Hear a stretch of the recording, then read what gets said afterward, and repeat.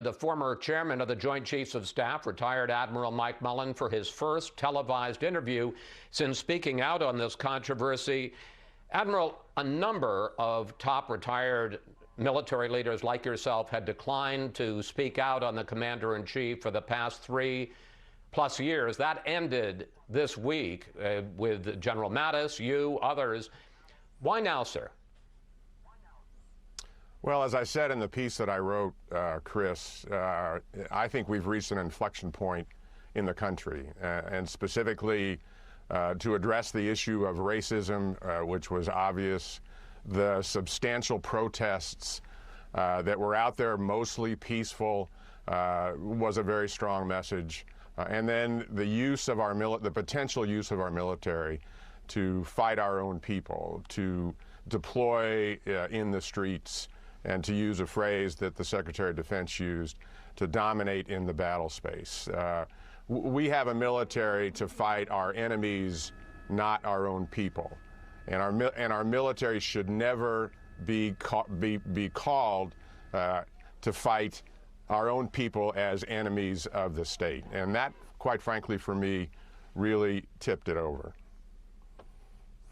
Let's review the events of last Monday afternoon, which is the event that I think sparked you to finally write your piece and to break your silence. Shortly after 6 p.m., local and federal officers used force to move protesters back from Lafayette Park. President Trump talked to reporters in the Rose Garden.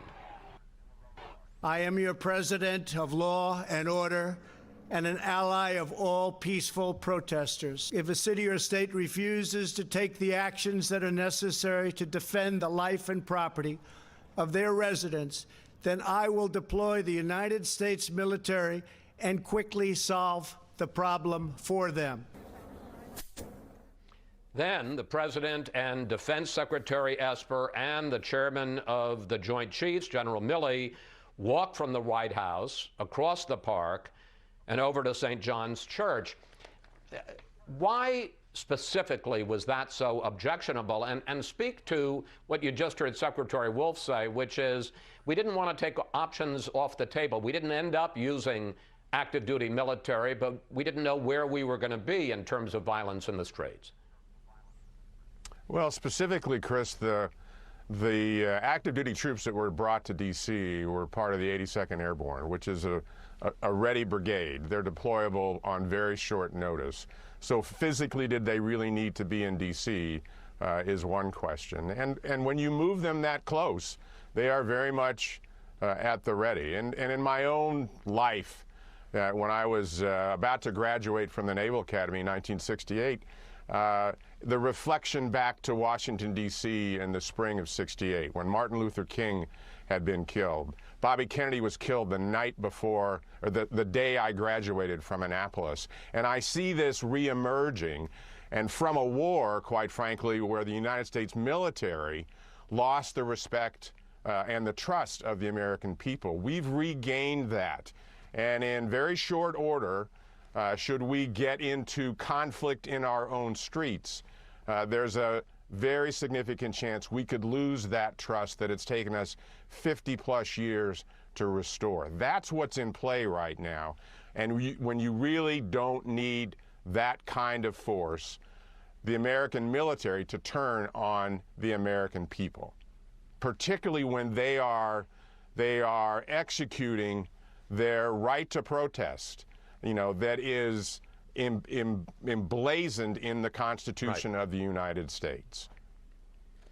As I noted with Secretary Wolf just now, Defense Secretary Mark Esper broke with the President on Wednesday about the idea of calling in active duty military. But here is what he said on the conference call with governors on Monday. Take a listen. I think the evidence was clear come Saturday night and Sunday night. And so, at my urging, I agree, we need to dominate the battle space. Do you think that Secretary Esper and the man who now has your former job, the Chairman of the Joint Chiefs, General Milley, do you think they should step down from their positions? Stepping down from a position like that is really a personal decision. I don't know Secretary Esper I know Mark Milley pretty well. I know Mark is working hard to represent the United States military in every single way. I know he has pushed back on the president with some of the federalization, if you will, of this mission. And I think he will work hard to do his duty every single day. I think he's in a uniquely difficult position. That job's tough no matter when you're there, but he's in a uniquely difficult position because of this president.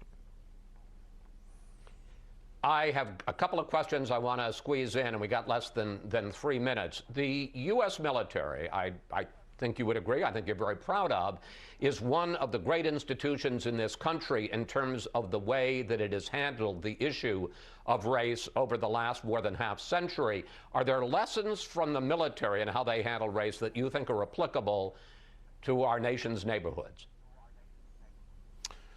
Well, I think what's in question right now, back to sort of the tipping point, is this is a moment, I think, of moral clarity and support of our values, which certainly involves the equality for all, equal justice under the law.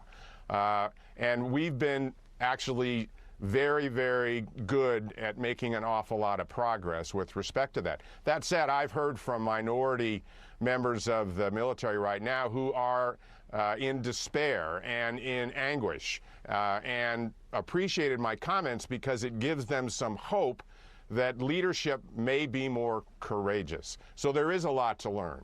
And yet we're not perfect in the military. Probably the single biggest thing we lack are black leaders at the 4-star level. And we should do much more about that. Right. And that's on the current military leadership. I want to pick up on a comment you made just before that when you said that General Milley's in a particularly difficult position given this president. In your essay for The Atlantic, you had some very tough things to say about President Trump. I want to put them up on the screen. He laid bare his disdain for the rights of peaceful protest. I am less confident in the soundness of the orders they will be given by this commander-in-chief. This is not the time for stunts. This is the time for leadership. There was talk, Admiral Mullen, as you well know, back in 2016 that you might run on a ticket with Hillary Clinton against Donald Trump. There was talk that you might run on a ticket with Howard Schultz against Donald Trump in 2020. Some might call you, perhaps today the president will call you, a Trump hater. How do you plead, sir? My goal in both expressing myself recently and I was not involved in any of those discussions in 2016 as you just described. My goal is to support what we need for the country. This is a moment, as I said, of moral clarity. I think is very clear in the future whether we want to unify the country in a political division, in the political division that has existed now for years, or whether we want to continue to divide the country. That is a choice that the American people have in front of them in the very near future. Admiral Mullen, thank you. Thanks for your time, sir. Always good to talk with you.